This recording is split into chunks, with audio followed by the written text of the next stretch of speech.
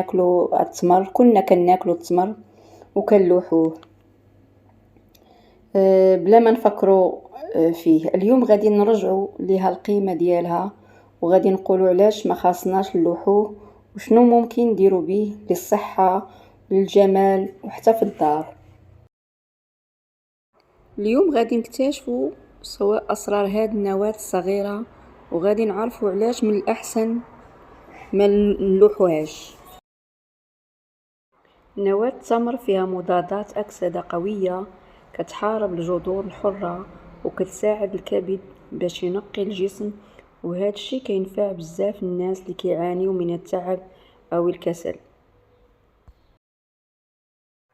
نواة التمر فيها مركبات طبيعية كتعزز مناعة الجسم، خصوصا عند الناس اللي كيتعرضوا للزكام والبرد بزاف.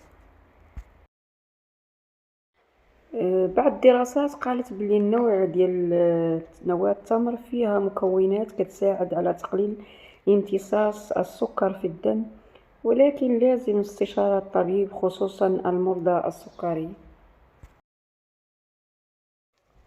نواة التمر كتنقي المسالك البولية وكتساعد على طرد الحصى والرمل من الكلي، وهذا الشيء مفيد للناس اللي كيعانيوا من التبول المؤلم. فيها عناصر كتغذي الدماغ وكتحسن التركيز والذاكرة، وهذا الشيء مهم للطلبة وحتى الكبار في السن. الاستعمال المنتظم للنواة التمر ممكن يخفف من الالتهابات اللي كيعاني منها الناس في المفاصل، لأن فيها ألياف طبيعية كتساعد على الهضم وتنظيم حركة الأمعاء وكتنقص من مشاكل النفخ والإمساك. فيها فوائد للتجميل مثلا للشعر. نواة التمر مطحونة ومخلطة مع زيت الخروع أو زيت الأرغان كتزيد من كثافة الشعر وكتوقف التساقط وكتعطيه لمعان طبيعي. إلا خلطتي نواة التمر المطحونة مع العسل وماء الورد كتولي ماسك طبيعي كيشد الوجه، كينقيه من الشوائب وكيعطي نضارة للبشرة. ديريها كماسك، خليه ينشف ومن بعد حكي بلطف كيشيل الرؤوس السوداء وكيخلي البشرة رطبة.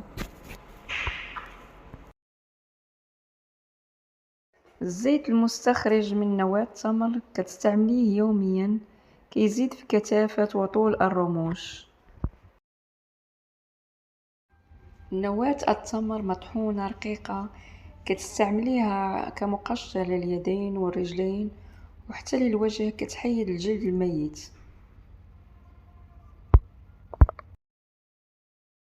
نواة التمر صغيرة في الحجم ولكن غنية بزاف من الداخل.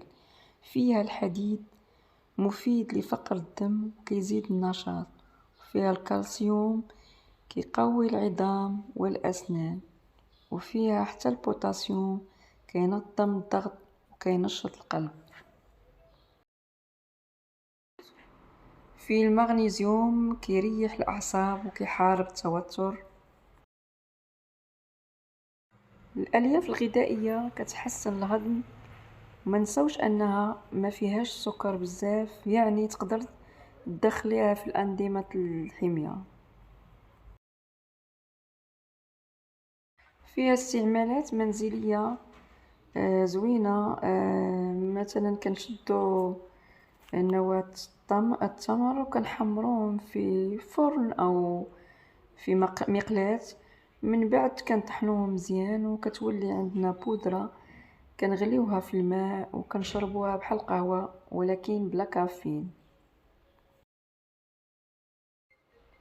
كاين بزاف الاستعمالات، مثلا كنديرو الصابون البلدي كنزيدو فيه نواة التمر مطحون وكنزيد كتزيد الفائدة خصوصا للتقشير والتفتيح. كنديرو نواة التمر ماسك للجسم، مثلا كنخلطو نواة التمر مع الحليب او ماء الورد وكندهنو به الجسم. فيه فوائد كتيرة قبل الحمام، كتخلي البشرة طرية ورطبة. كنستعملو كمبيد طبيعي للحشرات، كنحرقو النواة وكنستعملو الرماد ديالو باش نطردو الحشرات، وخصوصا في المطابخ او المجاري. فيه استعمالات كثيرة. كنستعملوه كمعجون الأسنان طبيعي، كنخلطو النواة التمر مطحونة مع زيت جوز الهند وشوية الملح، كنستعملوه كمبيض طبيعي للأسنان. ما تفرطيش فيها كل شيء إلا بزاف. كثرة الاستعمال ممكن تدير مشاكل في المعدة أو تسبب تهيج، خصوصا عند الناس اللي عندهم قولون العصبي. ما تصلحش للأطفال الصغار، خصوصا اللي تحت 5 سنين، لأن نواة التمر قاسية وممكن تسبب اختناق أو تجرح للمعدة. لأي واحد عنده أمراض مزمنة بحال السكري أو الضغط أو مشاكل الكلى، من الأفضل يسول الطبيب قبل يبدأ يستعملها.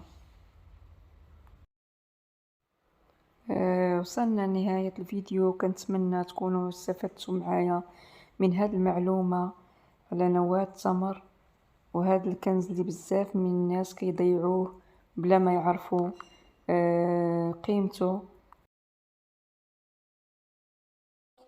نواة التمر فيها فائدة كبيرة للصحة والجمال، ولكن خاصنا نكونوا واعيين ونستعملوها بعقلانية ووعي.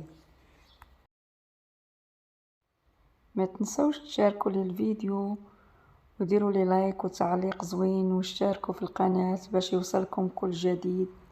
إلى فيديو جديد إن شاء الله، مع السلامة.